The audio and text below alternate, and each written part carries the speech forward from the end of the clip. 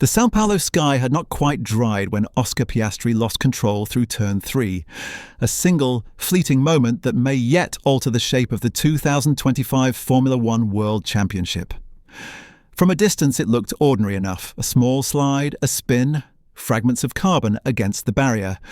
Yet, as ever in Formula One, the real story lived inside the milliseconds and meters that separate precision from disaster.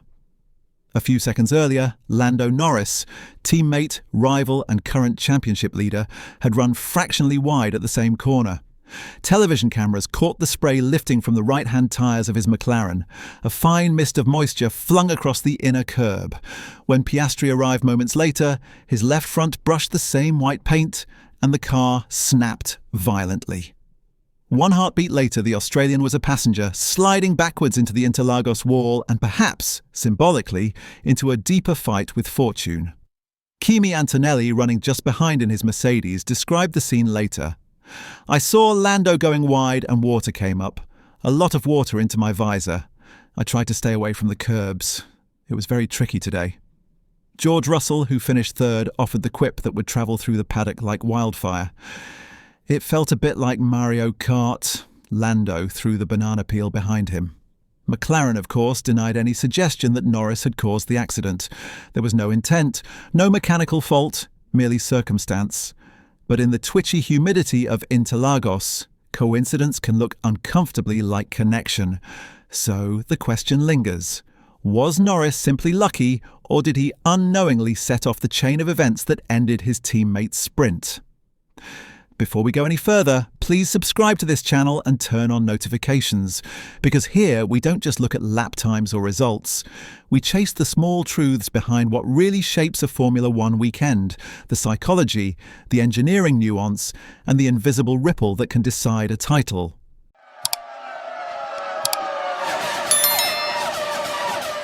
When the red flag came out seconds later, it became clear that Piastri was not the only one caught out. Sauber's Nico Hülkenberg and Alpine's Franco Colapinto both struck the same barrier in near-identical fashion, their cars pirouetting across the damp asphalt. For a moment, chaos ruled Interlagos. Marshals waved frantically. Carbon fibre littered the Senna S exit. The crowd, ever Brazilian in temperament, roared at the sight. Not in mockery, but in that odd, cathartic cheer reserved for shared human error. The restart came after a 20-minute delay. Norris, serene in the cockpit, switched to soft tyres, as did Fernando Alonso, while the two Mercedes drivers and Ferrari duo opted for mediums. On paper, the medium should have been the safer choice, yet the Briton made it work, nursing his softer compound to the flag under intense late pressure from Antonelli. It was a measured, slightly weary victory, the kind of win that means more than the points it gives. "Not easy at all," Norris admitted. "Kimi was quick, he kept me honest. It was a race that rewarded precision more than pace. But I'll take that." His lead in the championship extended to 9 points, while Max Verstappen, fourth in the sprint, drifted 39 adrift of the summit. For Piastri, the damage was both literal and psychological. "Just dipped a wheel on the white line of the curb and around I went," he said quietly, standing beside the stricken McLaren. "Silly mistake. I'll try to put this behind me. There are more points tomorrow." The words were simple, but the tone carried weight. It was his fifth major error in as many weekends, a sequence that had turned a 34-point lead into a deficit. Team principal Andrea Stella, ever the calm engineer, preferred to view it as a teachable moment.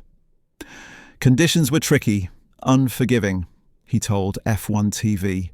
"You put a wheel on a curb and there's nothing you can do." It happened to 3 drivers in the same place.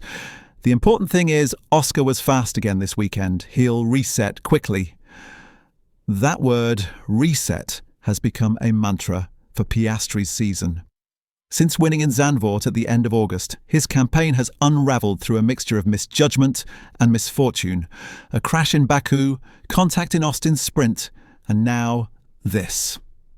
What had looked like a seamless ascent to the title has become a slow, uneven climb, punctuated by the kind of mistakes that separate youth from inevitability.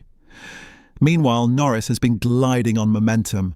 His composure since Mexico, where he dominated the Grand Prix, has resembled the quiet authority of a driver who finally understands how to convert potential into control. "It makes the win a little more rewarding when you have a race like this," he said afterwards. "It was definitely not easy, but probably the kind of race you expect in Brazil. Always difficult." There was, however, an unspoken tension in the McLaren garage. Mechanics worked quickly to rebuild Piastri's car for qualifying later that afternoon. The orange chassis stripped bare under floodlights. Engineers hovered with laptops, cross-referencing data from Norris's car to understand whether the Turn 3 curb held any anomaly. A small puddle, a different camber, a hidden slick of rubber. Nothing definitive emerged. Physics, as ever, is immune to blame. In the broader narrative, the so-called splash effect raises questions not just about luck, but about psychology. Within a team competing for both titles, every action is amplified. A teammate's wide line becomes a possible trigger. A harmless spray of water morphs into conspiracy. The paddock thrives on such speculation because Formula One is as much theatre as it is sport. The storylines are data points with emotion attached. Sky Sports' Karan Chandok cut through the noise succinctly. "It's an error." Others got through. He didn't. "I sympathise, but it's driver error." Yet even he acknowledged the peculiarity that 3 cars spun at the same corner within seconds. Hülkenberg himself wondered aloud. "It just snapped very suddenly." The team said Oscar went off first, maybe put some water out onto the track. "I didn't do anything different from the lap before." Such statements keep the mystery alive. No telemetry trace can measure the psychology of proximity. How seeing your teammate ahead, knowing the points gap, the title implications, can tempt you into a fractionally earlier throttle, a millimetre wider line.